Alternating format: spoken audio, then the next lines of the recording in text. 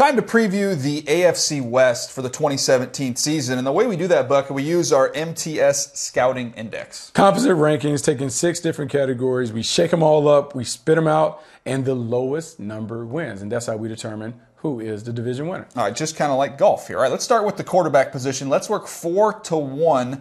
The bottom of the division, I guess we start with Trevor Siemian there in the 4th spot. Trevor Siemian, Paxton Lynch. Trevor Siemian has been named the starter, so we have them 4th. We'll go to Kansas City at 3rd. And some of this is a surprise because Alex Smith, to me, is a really, really good player. He plays really well. He's won a ton of games, but for whatever reason, we just don't embrace him. We just don't embrace him. Public wants Mahomes. Everybody wants to see the gunslinger from Texas Tech have his opportunity to run this offense. Yeah, like it's a good situation there for the Chiefs. They've got a stable guy in Alex Smith, and they've got some upside there for the future. Phillip Rivers, number 2 in the division. We put him there. He gets older, Bucky, but he just continues to play at a high level. I know the interceptions were up a little bit last year. I think they do a little bit better job protecting him with some of the new pieces, and I think you'll see Phillip Rivers, you'll see those numbers come down. He's got a lot of nice pieces to work with, too. He does have some nice pieces, and the one thing we can say about Phillip Rivers, he understands how to make his wide receivers better. We've seen him do it with a cast of characters that some of us, we can't even remember some of the names, but he's continued to be able to be productive. Now you give him an established receiver in Keenan Allen. You have Hunter Henry that's ready to break out. Some of the other tall receivers that he has on the outside, I think he's going to have a good year. All right, number 1, though, we have Derek Carr there at the top of the division because there's no throw he cannot make. I think he's established himself now with what he did last year. I mean, people forget he doesn't hurt that ankle. Maybe they're on a collision course with the New England Patriots.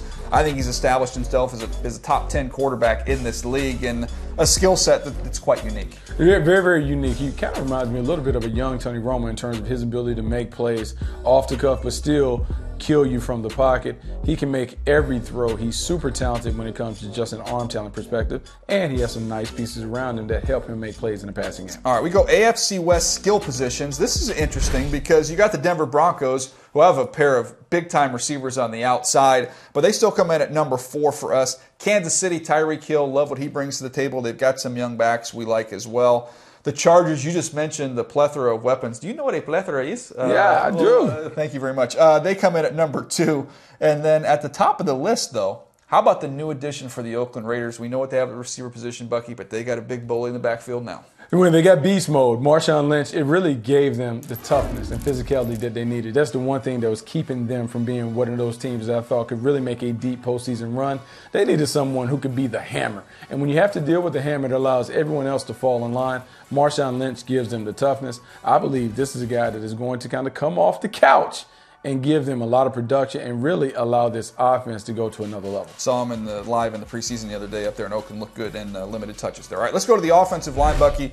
Start at the bottom of the division, and that's where we have the Chargers. Yeah, we have the Chargers, and they made every attempt to really upgrade the line. Injuries have hurt them. They fall behind at number 4. The Denver Broncos are also attempting to rebuild their offensive line. We'll see if they can get the chemistry together going to the regular season. Kansas City comes in at 2nd. I believe they are a team their group that can control the trenches. They do a really good job, but the team to beat in this division at offensive line spot, it's the Oakland Raiders. The Oakland Raiders absolutely maul people at the point of attack. They're big, they're physical, they can road great, but they also can pass protect.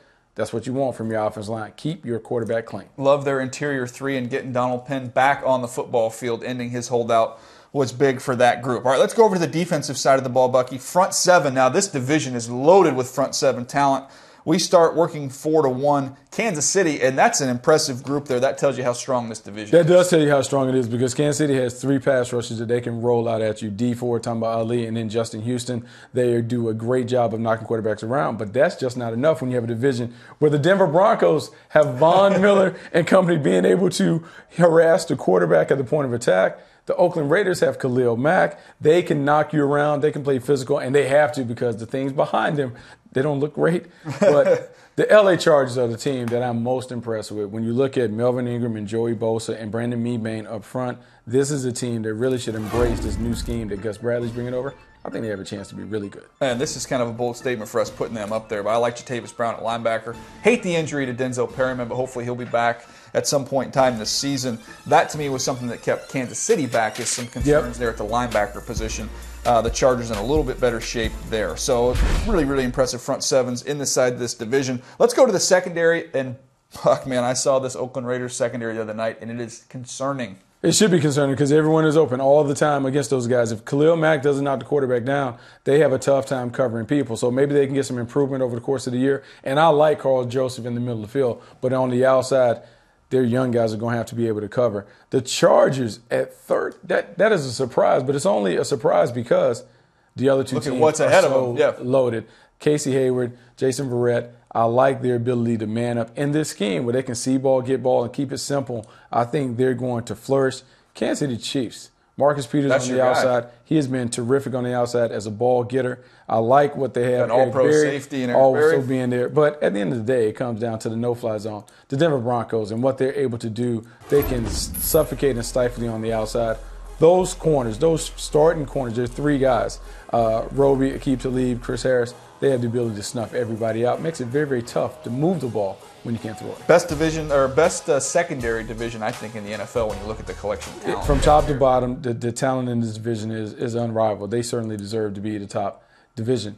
All right, let's go to the coaches here. Working 4-1. We've got a couple newbies in this division. They end up at the bottom of our list. Yeah, Anthony Lynn with the LA Chargers. He's a newbie. He comes in at 4, and he's done a really good job. He had a quick ascension from running back coach to offensive coordinator to head coach. We'll see how he's able to manage it all. The Denver Broncos have another one. Vance Joseph comes over. He's trying to figure out how to be from a defense coordinator to now being a head coach.